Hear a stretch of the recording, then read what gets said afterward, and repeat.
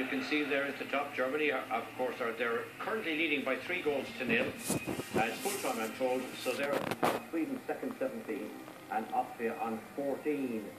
Austria have to play Sweden away from home and the Faroes away from home. Sweden have to play Austria at home and Germany at home.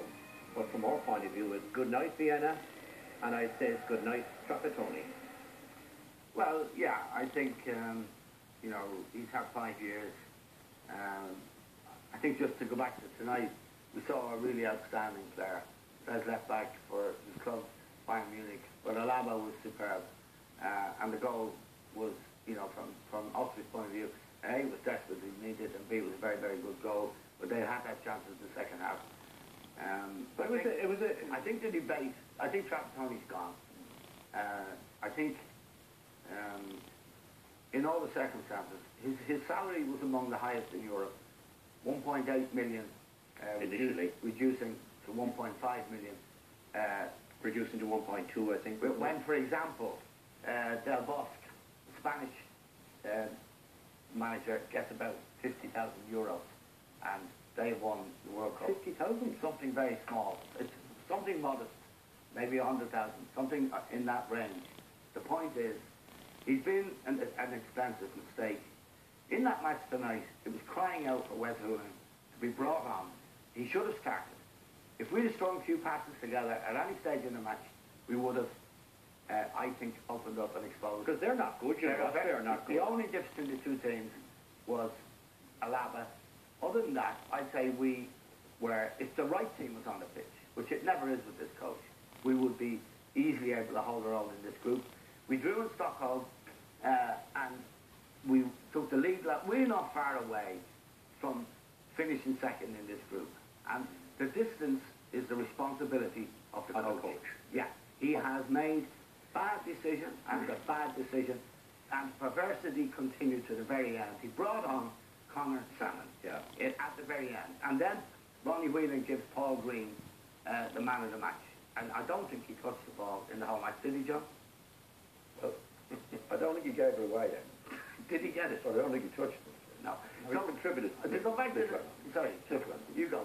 I mean, I tell you one thing. But it was depressing, though, wasn't it? No, the whole I thing tell you was what's depressing. It's depressing what he's done to so many players who haven't been given their chance at the time when they deserved their chance, or who haven't been given a chance at all under this coach. And what's depressing is that with all his greatness and distinction, as Liam referred to his dignity earlier on, and his charisma, which I think he's got, he didn't work for 4 years when he got the bones of €8 million, and he didn't go to match. Well, can I come in on a salary there? I think that's really nasty. Yeah, I think it's really nasty because if you do the account, right? Yeah. Of what the FAI have earned because of Trapattoni. No, wait, you wait. Okay. They qualified for a playoff in the World Cup. That game against France, how much did they get? 6 million, I think. 6 million for that game alone against France. Oh, no, sorry, I beg your pardon, for qualifying for the Euros. No, I'm talking about the World Cup. Yeah. That game against France must have been worth about 5 million. It was worth millions anyway. Yeah.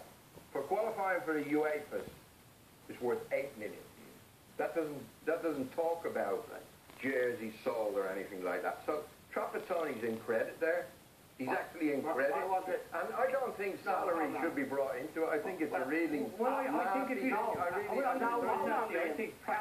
Bill, you're supposed to be moderating this. Yes. You got away with this old moving the goalpost trick on Friday night. You're not getting away with it tonight. What I said... I'm giving you back. Well, I'm going to give you back. Okay. He was one of the highest paid managers, coaches in the world. He was the only coach in the world who refused to go and see the players and find out who was the best. Will you let me finish? I didn't interrupt you before. Who refused to go and look at the players, who subcontracted out. The most important part of an international team manager's job is to assess the players at his disposal. Now, he didn't do that, and he should have done it. It was wrong. He didn't do it enough. It was wrong. I would agree there, he didn't do it enough. He didn't do it right in the end. No. Yeah, there's a lot of the time he was going to watch players that were supposedly going to line out that weren't even in the team. Well, I can't do that. Fabio Capello, who was in the job as England coach at the same time, could be seen have 2 or 3 matches the players are every going to weekend. But there is the point, all right, if